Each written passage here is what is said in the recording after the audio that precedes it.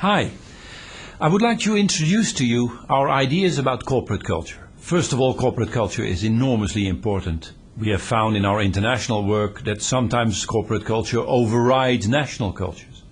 Sometimes it's supporting. A very interesting model, we believe, is a model we developed over the last 25 years and in which we have a database of about 60,000 people that shows where people score on, in fact, a two-pronged type of model. On the one hand, on the horizontal axis, is your culture more person-oriented or task-oriented? On the vertical axis, we have, are you more hierarchical or egalitarian?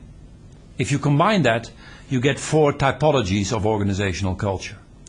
Let me explain some.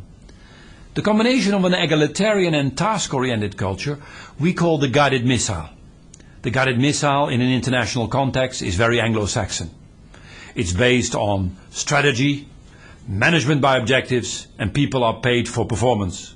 If you ask a typical American, what is the essence of your company? He or she will say, very simple, we have a vision, a mission, and a bunch of values that is combined and forms this, what we call, guided missile.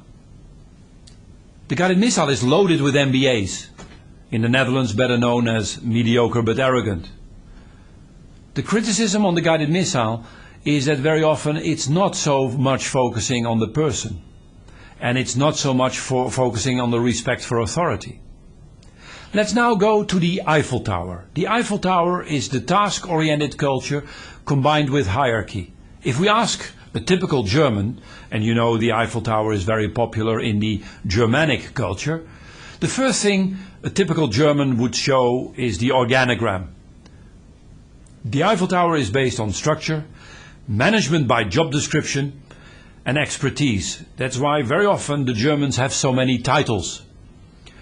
Herr Doctor, Professor, Doctor, Doctor. It shows the expertise, which is very important for the authority of a leader in an Eiffel Tower.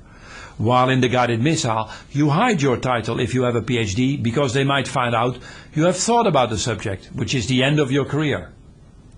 If you go to a typical Latin, Asian, or African type of environment, we see a combination of hierarchy and person orientation. That's why we call this the family. The family is based on the network, who do you know, it's management by subjectives. People are managed according to, I love to do this for my boss because it's my boss. And what really ticks people is the accumulation of power. It's the power-oriented culture. Finally, we have the incubator. And the incubator is the combination of an egalitarian orientation and person orientation. Silicon Valley in California, small consulting firms. They're combined organized chaos with what we call management by passion. And what really motivates the people is, I stay here because I learn. Not for my salary, but I learn. We use this model to not only show the differences in the predominant section, are you rather a guided missile and less of an Eiffel Tower? Or are you a combination of a family and a guided missile? Those create dilemmas, and the dilemmas are created between your dominant cultures. Very often it's a mix of all four, but there are some dominant ones. And we use this model to show tensions between, for example, the dominant corporate culture of company 1 buying a company 2 with another dominant culture.